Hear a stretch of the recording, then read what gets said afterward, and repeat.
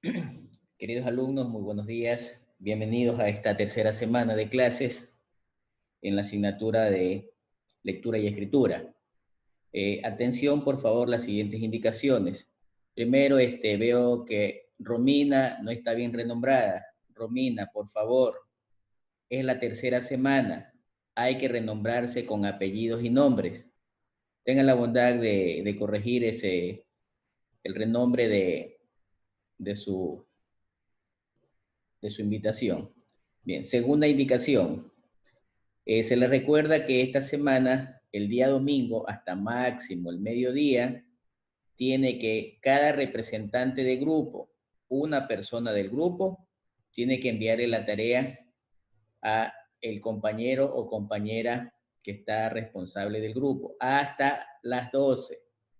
Pasada esa hora, no hay justificación ni se recibirá como atrasado con menos nota. Es la fecha de entrega y hora deben cumplirse de manera irrestricta, han tenido plazo.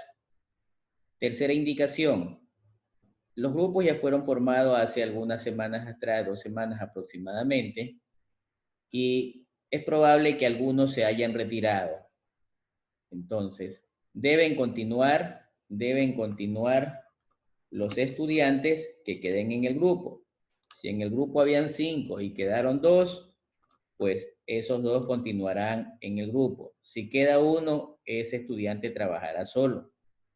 Entonces, esas son las indicaciones que deben tener claro y por favor también de manera simultánea hasta esa misma hora y fecha deben subir a la plataforma del Teams.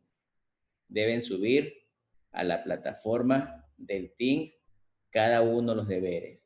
Aclaro, un representante del grupo le envía al compañero o compañera coordinadora del curso, solo uno. Es decir, si hay 10 grupos, a él le deben llegar solo 10 trabajos. Y muy independientemente de eso, cada estudiante deberá subir a la plataforma del Team su trabajo del grupo. Bien. Entonces, no se olviden la fecha, no dejen para último. No hay excusa, profesor, la plataforma estuvo caída, profesor, se me fue el internet. Lo siento mucho. Han tenido 3 semanas de plazo. Dice, plazo hasta el domingo, tercera semana, que es 29 de noviembre. No le dice que ese es el día del plazo. O sea, ustedes pudieron haberlo entregado antes. Pues bien, vamos a ver ahora sobre la cita bibliográfica. Bien, ya hemos visto que tiene muchas herramientas para poder ustedes trabajar dentro de su trabajo, que valga la redundancia, con herramientas y técnicas metodológicas que nos pueden ayudar a mejorar de manera ostensible, nuestro trabajo académico, nuestro trabajo de la asignatura o un proyecto relacional de manera general. Pues bien, en este sentido ahora vamos a ver si yo tengo que copiar alguna información, ¿cómo es que tengo que hacer o qué se llama eso? Pues bien, la cita bibliográfica no es más que la referencia del autor de donde copié. No es la bibliografía, son dos cosas diferentes. Suponiendo que yo vengo y estoy aquí, copié estándares, herramientas metodológicas, protocolos y guías, yo puedo decir que esto fue copiado de Basurto José, de la clase de noviembre de 2020. Esa es la cita bibliográfica. Pues bien, adelante.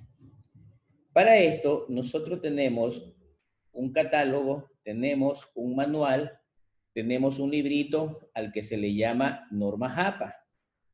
Las normas, como su nombre lo indica, normas es una especie de manual, es una especie de reglamento, es una especie de directriz que se me da para referenciar la bibliografía de cualquier información en la que yo esté consultando. En este momento tenemos la 7ª edición, es la última edición que ya está en la plataforma, también la pueden encontrar en el internet. Esta guía, esta norma es un resumen del estilo APA. Estilo, es decir, que me permite presentar mi trabajo de mejor manera, con calidad, como lo dice el nombre, con estilo, que esté elegante, que esté bonito. Y al respecto de eso, podemos decir que para poder citar las formas bibliográficas, entonces yo debo tomar como base esas normas. Una norma APA dentro de nuestro campo profesional es una guía muy interesante que debemos tenerla presente. ¿Para qué se usa y qué es una cita bibliográfica? Pues cuando yo realizo una transcripción parcial, un copy-pega de una parte de un texto, debo precisar su origen, es decir, citar su fuente. Se consigna en el mismo texto de trabajo, es decir, yo tengo que indicar de dónde lo copié. Es una herramienta que me permite tres cosas. Primero, me permite reproducir un fragmento del texto insertándolo en un discurso propio. Segundo, es una idea que se extrae de un documento de manera literal y me permite y me ayuda a fundamentar un trabajo propio. Tercero, se coloca en el texto y es complementada con cierta información que la tenemos que identificar en del documento en el cual se extrajo. Es decir, tengo que poner quién es el autor y en qué año o de qué página estoy haciendo esa copia, ese pega. Puede ser así sea de 5 palabritas, pero hay que siempre referenciar. O en su caso, la pegué, copié y pegué, pero la parafraseé, es decir, con mis propias palabras pongo la idea de ese autor. Tenemos igual que citar bibliográficamente. ¿Alguna duda, alguna pregunta? Por favor, lo van escribiendo a través del chat y vamos de alguna forma ir evacuando las preguntas. ¿Cómo se elaboran las citas bibliográficas? Ya vimos qué es y para qué se usa. Entonces, es una transcripción parcial y se usa para reproducir, para extraer una idea y para ponerla en un texto y ser complementada. Ahora vamos a ver cómo se elabora. Dice que esa cita es una transcripción que se basa en uno o más párrafos que se copian, que se extraen, que se cogen, porque me interesa de un autor y me permite apoyar, me permite complementar, hacer aclaraciones o definiendo ideas principales en el desarrollo de mi trabajo. Dice que en los trabajos académicos, en los trabajos profesionales, debe ser formal y fiable. Formal, es decir, debo citar con el nombre del autor. Fiable, que sea de una fuente verdaderamente oficial. Yo no me puedo confiar por ahí de una fuente, de un blog, que no sabemos de quién sea. ¿Ya? Y tengo que fundamentarlo para realizar mi documento académico. Dice que una cita textual es la parte donde se anota, donde se escribe de manera textual, es decir, casi a imagen y semejanza, como lo planteó el autor, como está en el texto, los párrafos u oraciones principales o los que interesan se citan desde la propia necesidad para elaborar un trabajo. En este caso, yo debo tener claro dos aspectos fundamentales. El primero de ellos es que las citas pueden ser indirectas y las citas pueden ser directas. Las directas es cuando copiamos de manera textual. Textual significa copia y pega. Mucho cuidado, a veces pueden decir, a ver, el profesor no se va a dar cuenta, el cliente no se va a dar cuenta, quien me recibe el documento no va a estar revisando. Por favor, no se confíen. Hay muchas herramientas antiplagios o es fácil identificar cuando algo ha sido copiado y plagiado, y de esa manera, si estás presentando un trabajo ante con una formalidad de un contrato laboral, puedes tener problemas legales. Entonces, mucho cuidado. Vamos a hablar sobre las citas indirectas. Las citas indirectas, ¿cómo las catalogamos? Vamos a hablar de 4 aspectos. Primero, que las indirectas es un resumen de lo que yo quiero copiar o de lo que copié. Las indirectas es un resumen del contenido del texto que he copiado. 2, no se las debe copiar literalmente, es decir, si yo la copio tal cual lo tiene el autor, entonces ya no es una cita indirecta. Dice que el autor realiza una síntesis, es decir, nosotros que copiamos, tenemos que realizar una síntesis de lo que yo planteo. Y además, tengo que citar al autor con normas APA. Entonces, debo cumplir esos 4 aspectos o tener claro para que sea una cita indirecta. En cambio, tengo una cita directa o cita textual, una cita directa o cita textual, y lógicamente no se preocupen, a nivel académico, tanto el estudiante como el investigador tienen que documentar sus trabajos, todas las opiniones que el autor a la cual nosotros hemos consultado sobre su documento, texto, libro, página web, Twitter, WhatsApp, YouTube, etcétera, y tenemos que hacer referencia al texto original. Es decir, yo no me puedo apropiar de lo que otro dijo. Ah, ¿no se van a dar cuenta de un mensaje de Twitter? Sí, se pueden dar cuenta. Es fácil. ¿Qué es una cita parafraseada? Una cita parafraseada también se la conoce como una cita textual. En este caso, debe cumplir 3 características. La primera es que debemos tomar la idea del texto. Tomar la idea. El segundo, resumir esa idea, pero con nuestras propias palabras, no las del autor. Y tercero, podemos explicar también de forma amplia lo que el autor me trata de decir, lo que el autor trata de indicar. Hay una frase que quiero terminar esta lámina que dice que el ignorante afirma, el sabio duda y reflexiona. Entonces, a veces nos adueñamos de cierta información y sucede que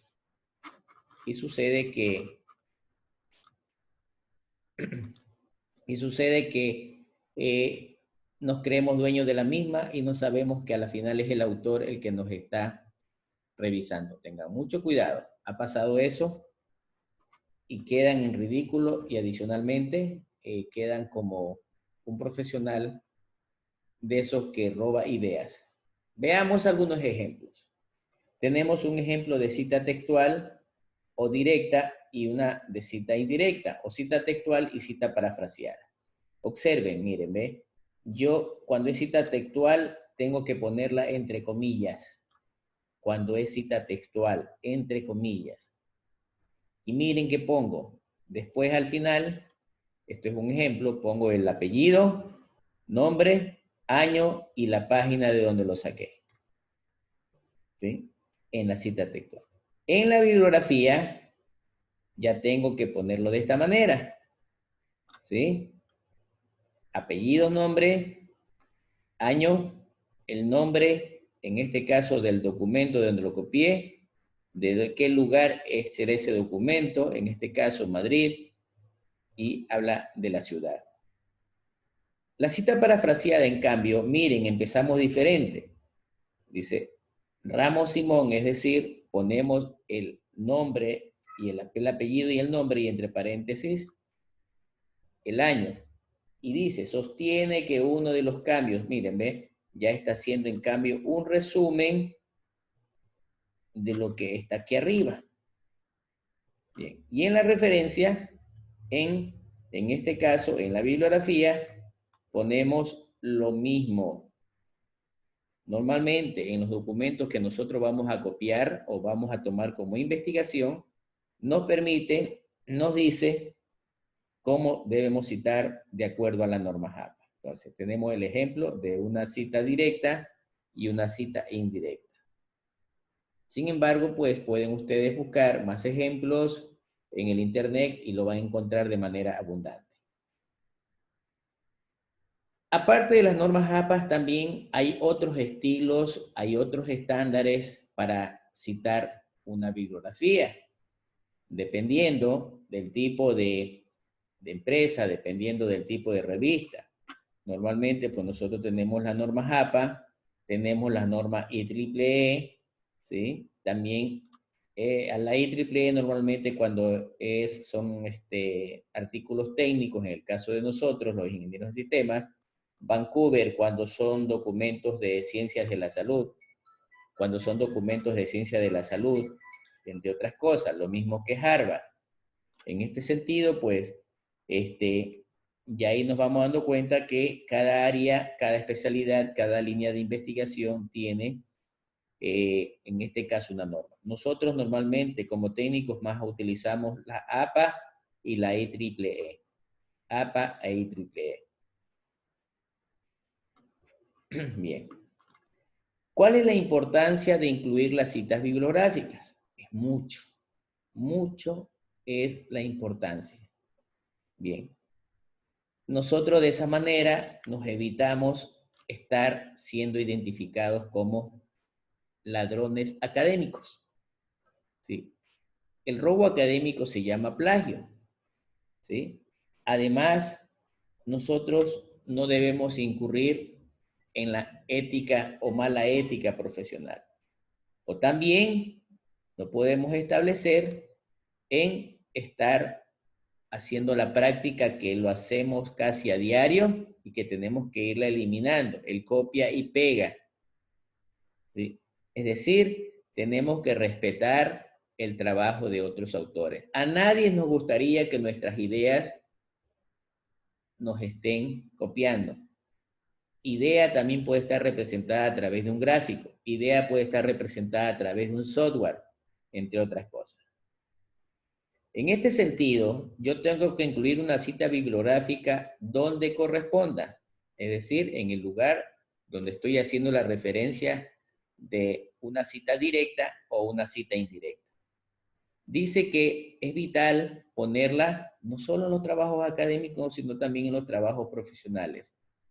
A nivel de consultorías, uno tiene que poner de su propia autoría la documentación, la información. Si en algún caso nosotros tenemos que coger idea de otros autores, tengo que referenciarlos. El plagio es algo grave, es un robo de propiedad intelectual. Esto nos puede llevar a problemas legales. Reitero, hay que respetar y debemos hacer respetar los trabajos de otros autores y nuestros propios trabajos. Es facilito, a ustedes les ha de haber pasado, les ha de haber sucedido algo común que se practica, ya sea en el colegio, la escuela, ahora mismo en la universidad, que ustedes hicieron un deber, el compañero les prestó, préstame que no he hecho el deber, nos copia y sucede que el compañero salió con mejor nota.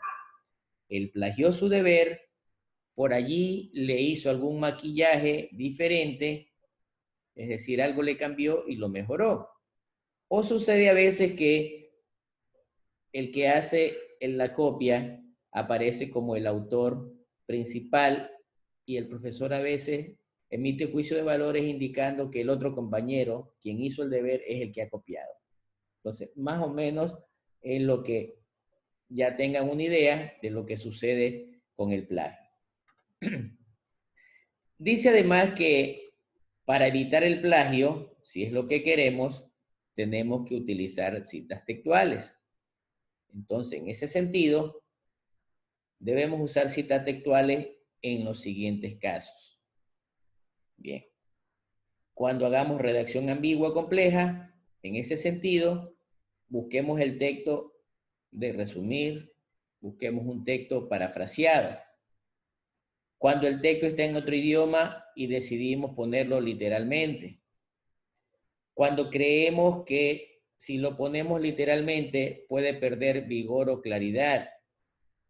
O cuando el texto es fundamental para la comprensión y desarrollo del presente trabajo. Son 4 aspectos que deben tomar muy en cuenta y que se dan a medida que ustedes vayan desarrollando, en este caso como estudiantes, sus tareas, o cuando ya vayan documentando, alguna situación de trabajos profesionales. Bien. Tenemos, Eliana,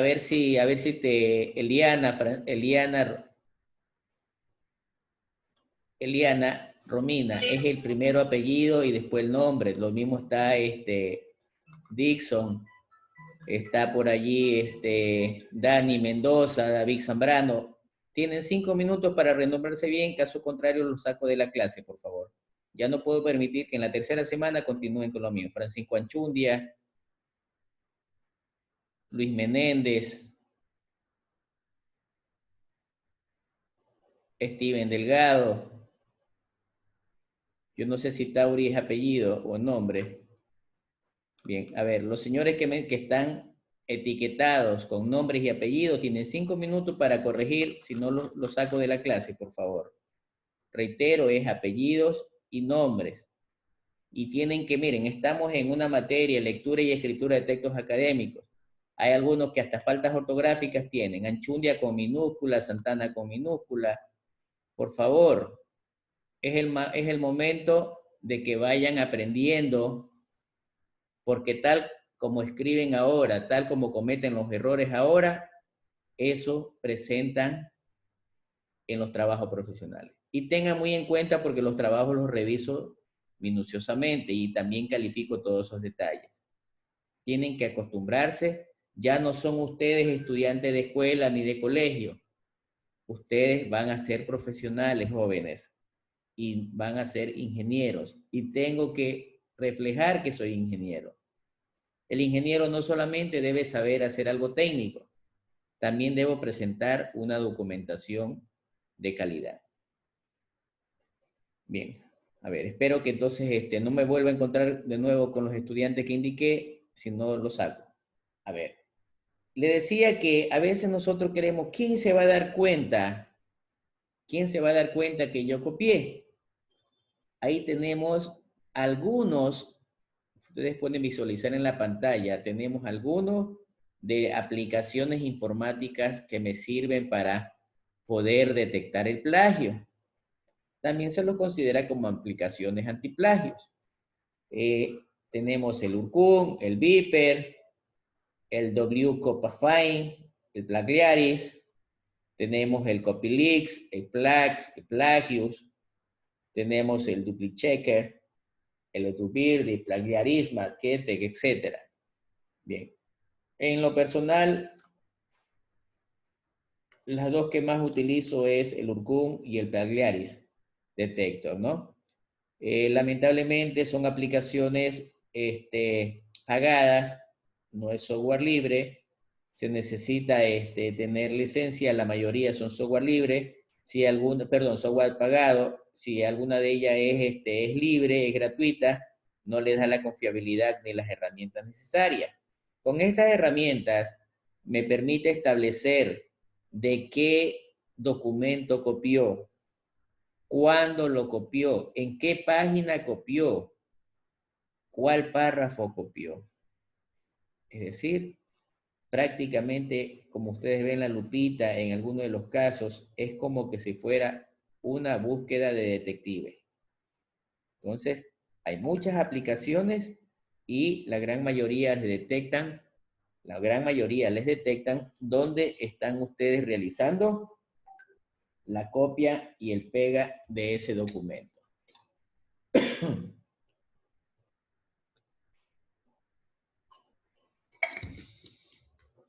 Vuelvo a aclarar también y hacerles una retroalimentación, un recuerdo.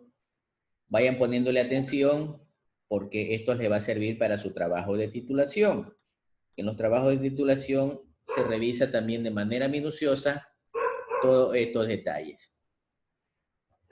Bien. Hay otras herramientas de suma importancia, a nivel de aplicaciones o de utilitarios para administrar bibliografía en un documento. Es decir, ¿cómo hago para que de manera automática se me genere la bibliografía o las fuentes bibliográficas? Bien, la más fácil y la más utilizada, la que tenemos a la mano, es el Word. Dentro del Word, en mi herramienta de trabajo, en mi herramienta del Word, tengo un apartado que se llama herramientas, ¿sí? Tengo un apartado que me dice insertar herramientas y aquí yo escojo el tipo de norma a utilizar. En este caso, selecciono normas APAS, pongo aquí, agrego fuente, me aparece un cuadro de diálogo donde tengo que poner el autor, tengo que poner el año, nombre del documento, dónde está el documento. Si lo bajé de una página web, pongo la página web, pongo el URL, entre otras cosas. Y después, en el documento del Word, yo voy a poner y genero la bibliografía y automáticamente yo puedo estarla actualizando. Hay otras herramientas también, como el Zotero, el LaTeX o el Mendeley. Estas ya son aplicaciones, no son utilitarios. También son muy buenas. Ustedes tienen un deber, si no me equivoco, no me recuerdo qué deber, en donde tienen que trabajar poniendo la bibliografía y que pueden utilizar cualquiera de estas herramientas. Entonces, vayan revisando, vayan chequeando, por favor. Bien. Dice que se recomienda poner exceso de citas bibliográficas. Evítelas. No es mejor trabajo el que más cita tenga. También aburre, también molesta. ¿Sí? Entonces, evite el exceso. No hay un número que me indique 3, 5, 20, 50. No hay. ¿Sí? Debe usted mismo tener sentido común. Es como que más o menos digan, a ver, si las mujeres, más que todo, con el respeto que se merecen las damas, imagínense que se sobrecarga de maquillaje, se pone un montón de bisutería, que aretes, que collares, que pulseras en cada mano, que en los dedos se pone anillos, se pone un cinturón, se pone tantas cosas, entonces está como sobrecargado. O es también como que yo tuviera toda esta lámina, la estuviera llena solamente de puro texto, sin cuadros, sin viñetas, puro texto, con letras chiquitas tamaño 8, más o menos así. Evite poner excesos. ¿Cuáles son las recomendaciones para evitar las citas excesivas? Dice que si puedes utilizar varias citas, usa las más recientes y las más importantes. Las más recientes y las más importantes. No citar información publicada en revistas locales o si ésta tienen escasa circulación y si la información ya ha sido citada en otra revista internacional. Y tres, no respaldes lo que toda la audiencia conoce. Es decir, si ya es algo conocido, ya es algo popular, preferible dejarlo tal como está. Entonces, no cargar de exceso de citas un documento. Ahí tenemos algunos enlaces de referencias en las que ustedes pueden consultar, hacer sus consultas, mejorar, incluso tenemos el de las normas APAS, donde pueden ustedes mejorar todo lo que se les ha corroborado para que de esta manera nosotros podamos establecer qué es lo que más nos interesa. ¿Sí? Bien, entonces ahí tenemos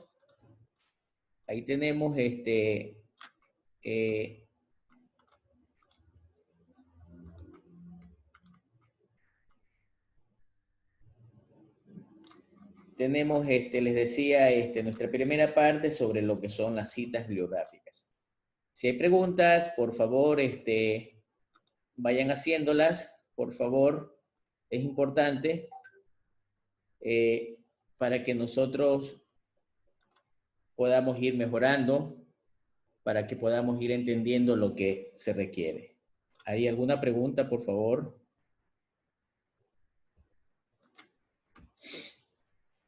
Bien. Buenos días, profesor. Yo tengo una consulta. Sí. ¿Qué pasa cuando, ejemplo, yo estoy haciendo un trabajo de investigación y encuentro, digamos, no sé, una tesis o una investigación de alguien que tiene buenas bases? ¿Qué bibliografía debería citar? ¿La de ese trabajo o las que se encuentran en ese documento bibliográfico? Ya. tu base principal de consulta es el trabajo ese, ¿verdad? Sí. Ya, entonces, la pregunta es muy buena, por eso que les indico, pregunten por favor, de esa manera vamos mejorando nuestro trabajo, ¿no? De esa manera vamos mejorando nuestro trabajo. Bien, si tú estás consultando, por ejemplo, tú estás consultando, hablemos, este trabajo que yo estoy ahorita aquí viendo, ¿no? Me refiero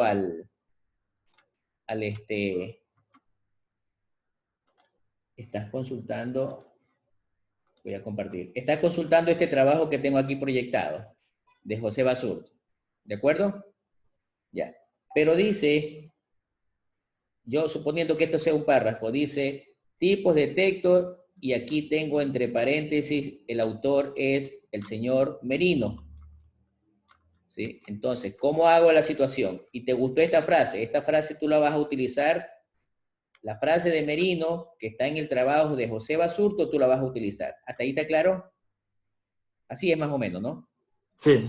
Ya. Entonces tú tienes que decir, según Merino, citado por Basurto, pones el nombre del autor, el dueño de la frase, y referencias al nombre al dueño del trabajo. ¿De acuerdo? ¿Sí, sí me entendiste? Sí, sí. Ya, así tienes que ser. Si sigue buscando el documento y dice que esta frase es de Laulián, esta frase es de Laulián, y también lo quieres utilizar, pero está en el trabajo de quién, de Basurto, ¿verdad? Entonces pone más adelante, según Laulián, tal cosa, citado por Basurto, ¿sí? Según los autores que tú quieras encontrarte dentro del trabajo, pero finalizas diciendo que Basurto lo está citando. ¿De acuerdo? Sí. Ya. Eso es lo que tienes que hacer. Bien. ¿Alguien tiene alguna otra duda? ¿Alguien tiene alguna otra duda? Bueno. Igual, si alguien la tiene, me escribe a través del chat, por favor. Vamos a ver ahora los tipos de texto. Tipos de textos. ¿Sí? Tipos de textos. Para esto, yo quiero empezar con la siguiente frase tomado del País de la Maravilla. Miren, me estoy citando de qué documento lo estoy tomando y cuyo autor es Giardinelli, Mempo Giardinelli. Él es el autor.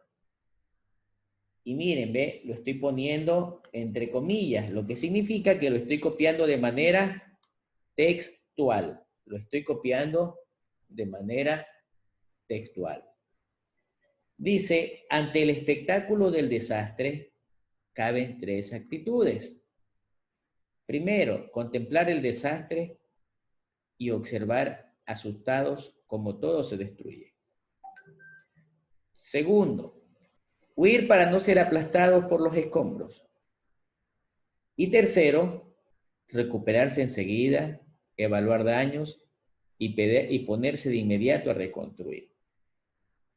Entonces, ya estoy haciendo el ejemplo, cito el autor, cito el documento donde lo extraje, y como lo estoy copiando y pegando tal como lo encontré, pongo entre comillas. Más allá de eso, me da a mí una reflexión, y es lo que yo tengo que hacer como profesional.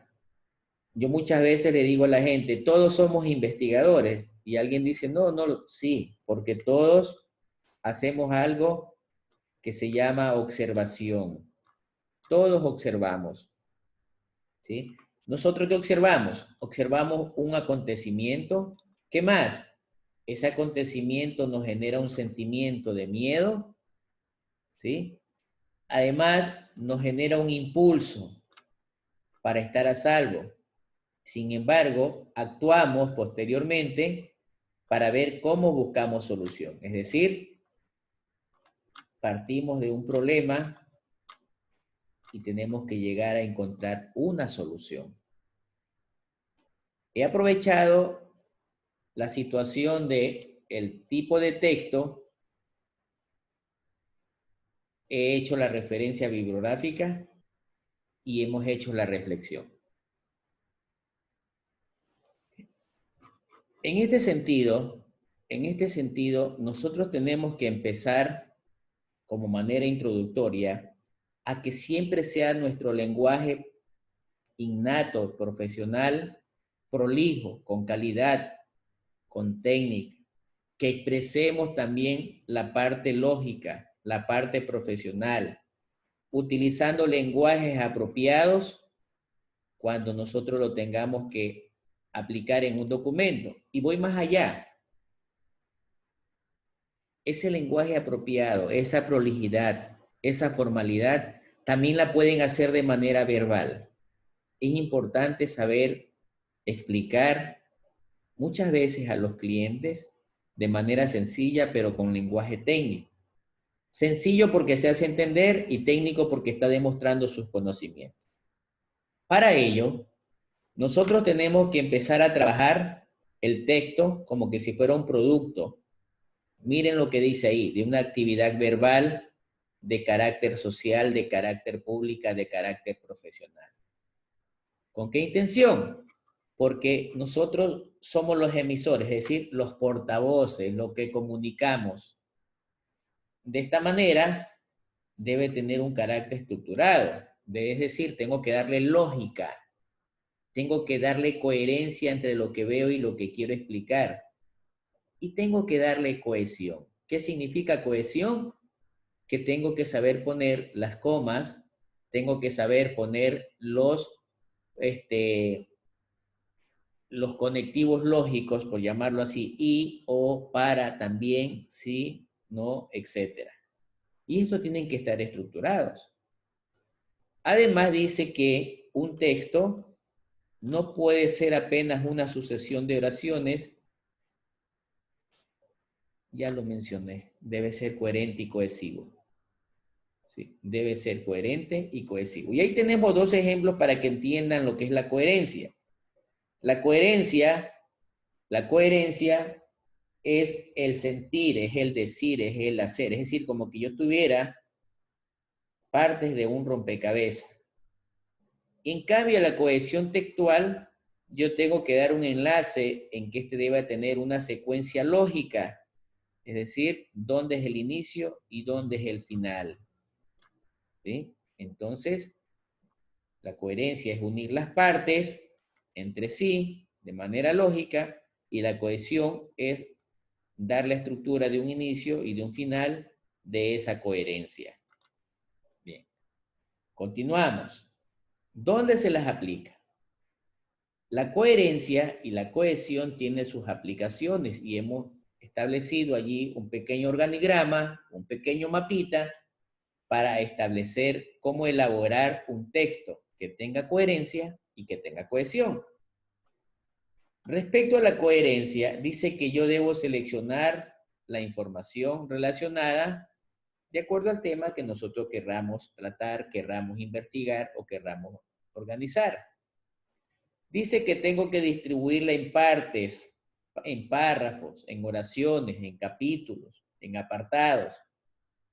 Utilizo una estructura adecuada, de acuerdo al texto, y realizo previamente un ordenador gráfico. De esa manera, yo voy a darle coherencia a lo que estoy planteando. Mientras que la cohesión, para ello, yo necesito utilizar mecanismos lingüísticos, es decir, ya poniéndole palabras, poniéndole textos, poniéndole frases que me permiten conectar sus partes. Es una especie de goma, es una especie de soldadura. En este caso, debo evitar palabras repetidas, redundancia. Para eso se recomienda utilizar sinónimos, opónimos e hiperónimos. Utilice palabras pertenecientes al mismo campo semántico y además use marcadores discursivos para que se evidencie que las ideas están organizadas. Entonces, ahí tenemos nosotros una idea, un ejemplo de cómo podemos aplicarlas. Veamos los tipos de texto. Los textos son variados. Nosotros ahorita vemos que tenemos el WhatsApp, tenemos el Instagram, tenemos YouTube, tenemos el Messenger, el chatbot, tenemos un sinnúmero de situaciones o de medios o de recursos para podernos comunicar de muchas formas, ¿verdad? El más común para nuestro caso es el WhatsApp. En el WhatsApp nosotros escribimos mensajes, nos comunicamos a través de combinaciones, primero de idiomas, Spanglish. Utilizamos combinaciones de palabras en inglés y palabras en español. ¿Y qué más combinamos? Combinamos texto con emoticones o gráficos. Combinamos textos con ciertas, por ahí inventos que nos hemos pegado, el X2, los dos puntitos, 3X, no sé, tantas cosas que a veces cuando reviso y converso con mis hijos, se me ríen y me dicen, yo les pregunto, ¿y qué significa eso? Por ejemplo, a veces me ponen así algo así parece. Digo, ¿qué es eso? Ah, papi, ponte en onda, mis, actualízate. La verdad que, sí, tienen la razón ustedes los jóvenes, que no nos actualizamos a tratar de podernos comunicar con los que ustedes se están inventando. Pero a la larga no es lo correcto, no es lo adecuado. No estoy juzgando ni emitiendo juicio de valor. ¿Por qué? Porque cuando yo estoy dentro de mi campo profesional, cuando tengo que enviarle un WhatsApp, un correo a mi jefe, sucede que me encuentro con este tipo de texto. Por ejemplo, voy a dejarles de compartir esto y mostrarles un correo personal que envié hace poco. Un correo personal que envié hace poco.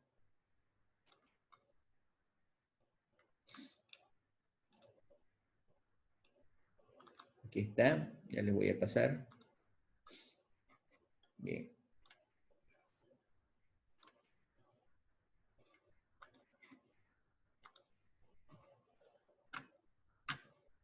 Bien. Miren, ve. Miren cómo puse dirigido. Primero me estoy identificando a quién le dirijo y tiene un título. ¿Sí? Tiene un título de manera formal y tratar de evitar fallas ortográficas. Sí. Estimada Daniela, adjunto factura noviembre 2020, tutorías académicas. Favor confirmar la recepción, se le agradece su gestión de pago. Estaré a la espera de la retención. También pasar en digital por este medio, por favor. Gracias, saludos cordiales. Yo pude haberle puesto factura noviembre y haberle puesto, hola Daniela, allí te envío la factura, ayúdame con el pago, por favor. El mensaje es casi lo mismo, pero ya no es tan formal. Yo no puedo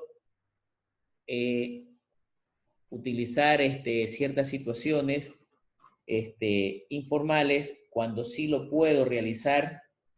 Entonces, es por esa razón que yo les recomiendo que traten de utilizar, que traten de aplicar cierto texto formal, por favor. Texto formal. ¿Sí? No me vean como anticuado, no me vean como una persona que trato de enderezarlo. No, estoy aquí para ayudarles a que mejoren su espectro profesional. Bien, entonces, decía, entre los tipos de texto hay variedad de tipos de textos. No se imaginan cuánto. O al menos sí se lo han de imaginar si exploran el Internet. Yo tengo que empezar a reconocer de manera específica los tipos de textos existentes. Además, de manera social, me permite ser de gran utilidad para poder entender, expresarme, comunicar, producir textos de manera adecuada a cada situación en la que yo quiero comunicar. Por ejemplo, los periodistas utilizan crónicas, utilizan notas de opinión, puedo hacer biografía de un retrato, puedo hacer un aviso clasificado, la consigna de un examen o un informe. El informe es un deber, o sea, me refiero a una tarea, lo que ustedes tienen que hacer el día miércoles, perdón, el fin de semana, el domingo, es el primer informe, es el primer deber. Entonces, tenemos muchos más tipos de texto en la que yo puedo representarle y darle el nombre que yo desee. Entre los tipos de textos, de manera general, yo puedo tener textos científicos, lo que está haciendo ahorita el compañero que me hizo la pregunta, puedo hacer un documento de tipo humanístico, algo de manera literaria o algo de manera periodística. Y podemos observar que cada una de ellas tiene su característica, ¿no? En la investigación, pues debe argumentarse, debe exponerse al igual que el humanístico. Tengo que ser narrativo y descriptivo en la parte literaria, al igual que la parte científica. Y el periodístico, perdón, es netamente informativo, ¿sí? Y además me permite establecer aquí cuál es el tipo de enfoque que yo le quiero dar y hacia dónde quiero apuntar a nivel jurídico, administrativo, publicitario o de una manera mediática. Entonces, esos tipos de textos es lo que yo podría, en este caso, también aplicarlas. Ahí se les comparte algunos enlaces, algunos links para que practiquen, para que vean de qué manera quieren ahondar los conocimientos. No estamos aquí para que salgan expertos en lectura y escritura, en tipo de texto, cómo se escribe, pero por lo menos se les va dando las pautas. Bien. Miren, ahí tenemos un texto técnico. Tenemos un texto técnico, es un resumen ejecutivo, ¿sí? Es decir, en una sola lámina yo estoy poniendo, estoy exponiendo, estoy presentando, en este caso, la explicación de un proyecto. He tratado de poner con colores rojos y negros las frases. En este caso tengo 1, 2, 3, 4, 5, 6, 7 párrafos en ese documento. Y culmina con palabras claves. Culmina con palabras claves. Prácticamente cuando me dicen haga un resumen ejecutivo, yo tengo que poner lo más sustancial. ¿Qué significa lo más sustancial? Que sea importante, que sea relevante, no redundante. ¿Y para qué me sirven las palabras claves? Pues las palabras claves me sirven para determinar los términos que me van a permitir la fundamentación teórica de este trabajo. Bien, entonces eso es lo que nosotros queríamos compartir con los tipos de textos. Si alguien tiene una pregunta, queda el foro abierto. Estamos para poderles argumentar o ocultar cualquier inquietud que deseen que se les aclare. Bien. Preguntas, por favor.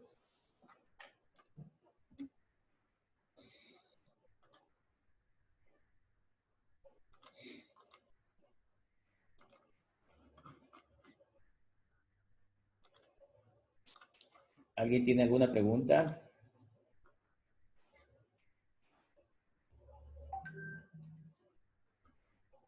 Bien.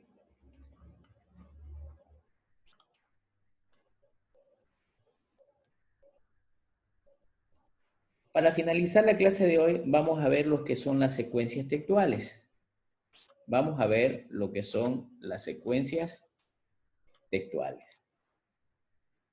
Las secuencias textuales están relacionadas con todo lo que ya hemos visto en las dos presentaciones anteriores.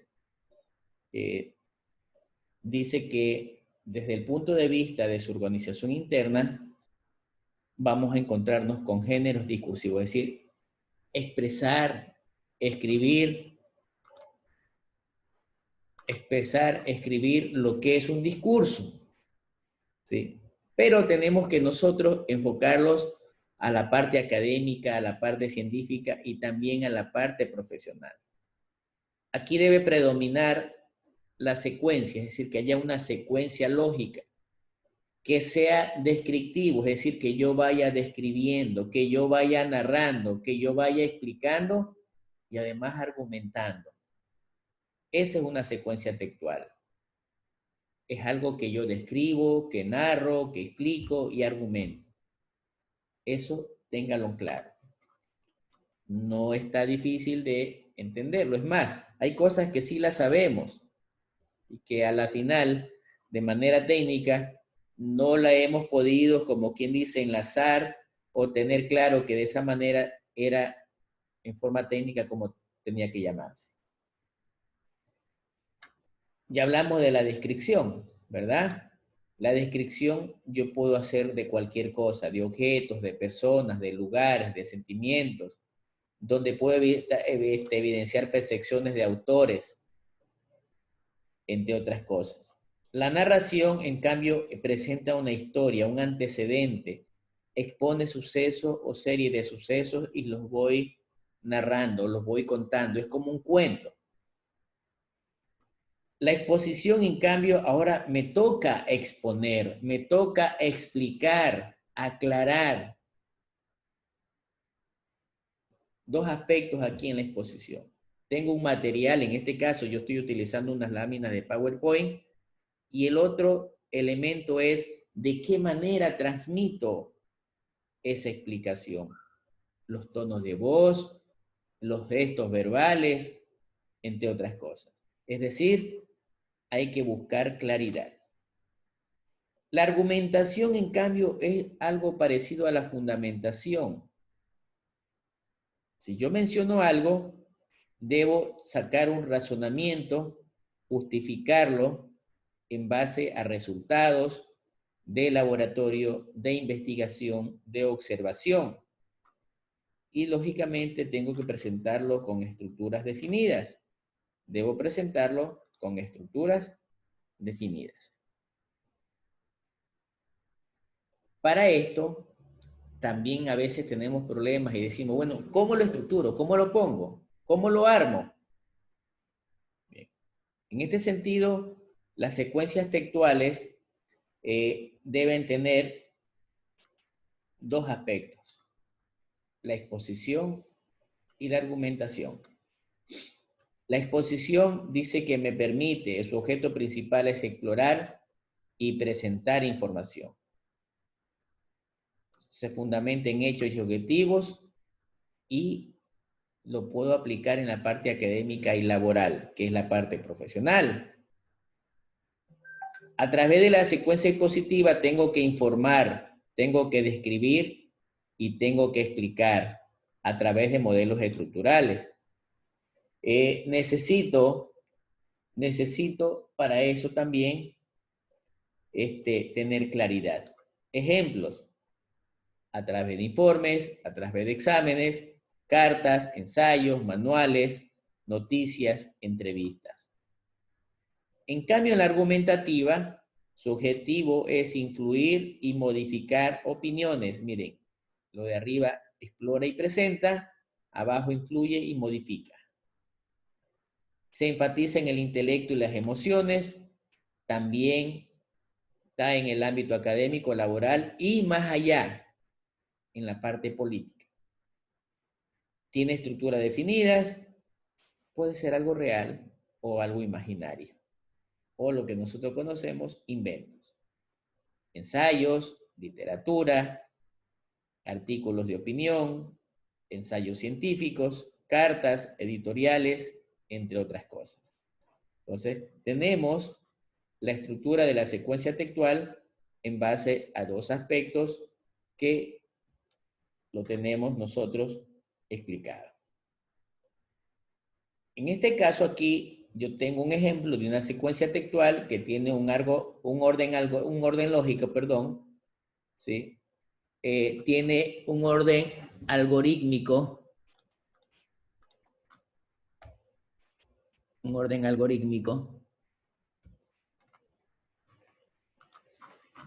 es decir, es como una especie de recetario. Voy a permitirme leer rapidito lo que dice el ejemplo. ¿Sí? Miren, primero pongo una frase, voy a ver de manera estructural. Dentro de esa frase establezco 4 apartados y dentro del último apartado pongo algunos subapartados. Hay que irle dando esa secuencia. O pude haberle puesto aquí abajo 4.1, 4.2, etc. Y dice lo siguiente: una vez definidos el objetivo de estudio y la determinación de los componentes y hallazgos de la investigación, se establecerá un patrón estructural para desarrollar lo siguiente. Se desarrollará un estado de arte, se diseñará una investigación proyectual, se aplicará la teoría general, se establecerá una metodología operacional. ¿En qué estará fundamentada? Seleccionar dispositivos, implementar calibración, diseñar e implementar sistemas de transmisión, de geodatos referenciales, diseñar un software, modelación matemática, análisis de sensibilidad, diseño de infraestructura tecnológica, integrar la parte operacional funcional y terminar con un sistema de toma de decisiones. Entonces, miren, hay una secuencia. ¿Sí? A eso se refiere. Ojo, esto es una frase, un extracto de un trabajo, de un informe de investigación. Sí, miren, he tomado la referencia ambiental y pongo según Basurto Roldán 2018. ¿Sí? Entonces, váyanse dando cuenta cómo es que se trabaja de esta forma. Ahí tenemos también otros enlaces para que puedan profundizar y mejorar sus inquietudes sobre secuencias textuales. Queridos alumnos, de mi parte es todo lo que tenía,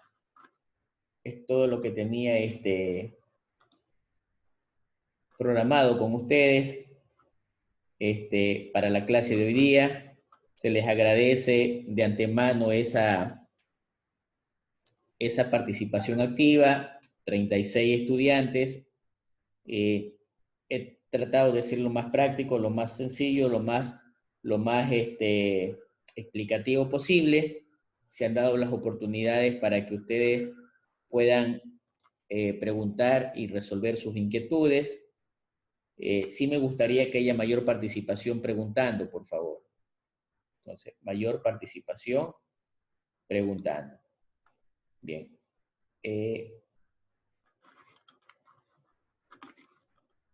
No sé qué está pasando con mi cámara que se está desactivando cada rato. Ya se activó ahí de nuevo.